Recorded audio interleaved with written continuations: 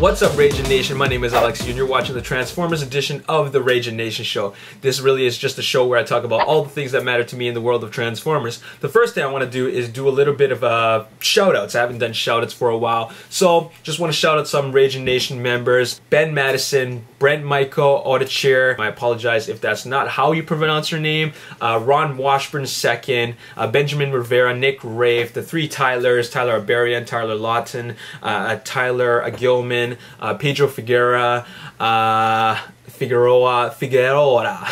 Maxi Martinez, Brian Landry, to name a few. All of you guys are awesome, including the rest of the Raging Nation. Thank you for liking me on the Facebook page, The Raging Nation. Follow me on Twitter and subscribing to my YouTube channel. It's really appreciated. And just thanks for staying proactive on the Raging Nation Facebook page. So that's awesome. Keep it up, guys. Anyways, so I got a video for you guys, and really this video is just to follow up on my big announcement about Transformers 4 a few days ago. The thing I want to talk to you about is that the announcement actually came early. We weren't supposed to hear about any of this until much later on, and the reason why this came early was because Lorenzo de Bonaventura was actually out at Toy Fair, which happened last weekend, promoting G.I. Joe Retaliation, the sequel to G.I. Joe, and he was there with John Chu and Dwayne "The Rock" Johnson, and MTV actually was interviewing him and asking him, so, you know, what's going on with the fourth installment of Transformers?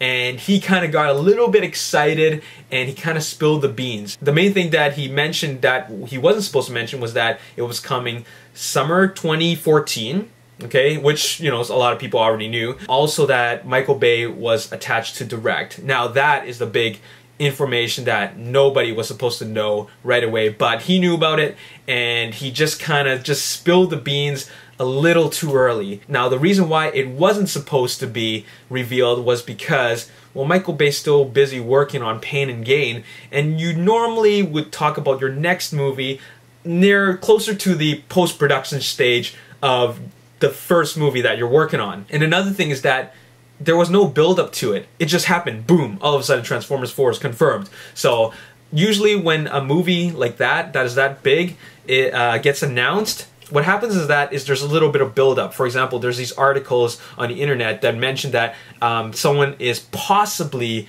going to direct it. Someone is working on a script, or they're doing some casting, or they're throwing around the idea, and rumors. How come none of this happened? There was none of that. There was no rumors. Usually when you're talking about a movie like this, there usually are a bunch of interviews of the main people involved, and the interviewers asked them, so Transformers 4, is it happening? And then they usually answer, well, you know, we don't know. We don't know. It could happen. It might not, but, you know, it could happen. Usually there's those types of interviews, but we never got any of that. And that's why it feels like this is just an all of a sudden type of a news.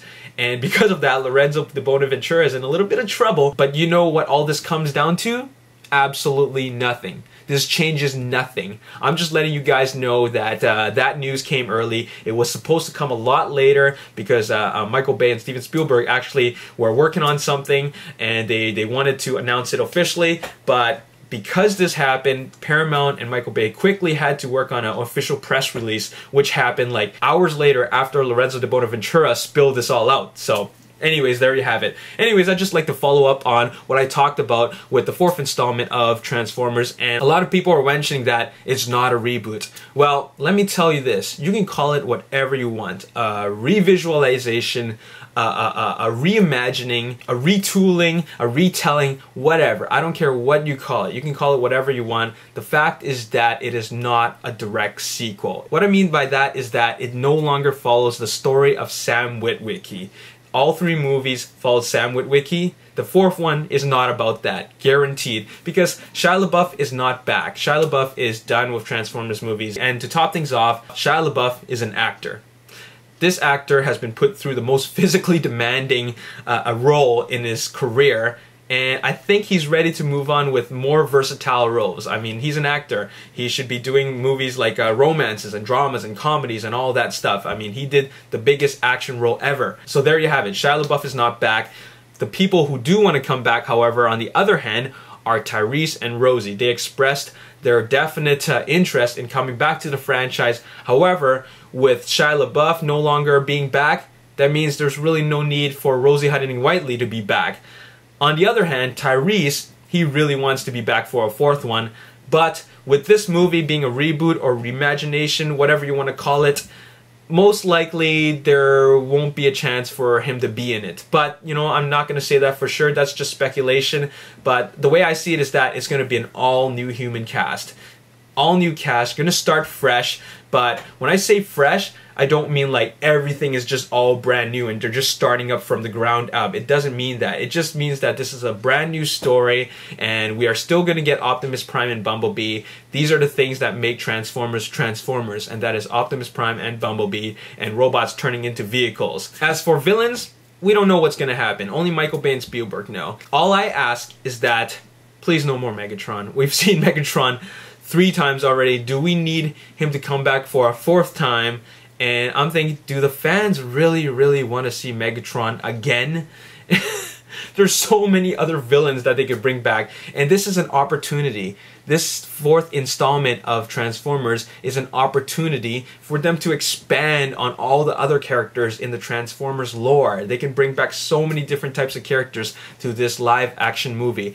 And another thing is that this is Michael Bay's franchise. He can do whatever he wants. And because of that, it's not going to be a G1 style movie. And I'm fine with that because G1 is G1. Let G1 be G1. Let animated be animated, and let Prime be Prime. These are all separate stories. Transformers has gone through so many changes throughout like the 25 or so years that it's been around. So the live action movie is no different. Let it go through its changes. It's an evolution. So the 4th Transformers movie is going to be, once again, Michael Bay's vision, and I don't have a problem with that because look at how well these movies do. I'm pretty sure the look and designs of the robots will still be the same. Now, with it no longer being a sequel or anything like that, they can do so many different things, but at the same time, they can also keep it in the same timeline and universe as the original 3 movies. They just don't have to deal with the original human characters and events that happened before. They can even make it so that the original events never even existed. They can do whatever they want.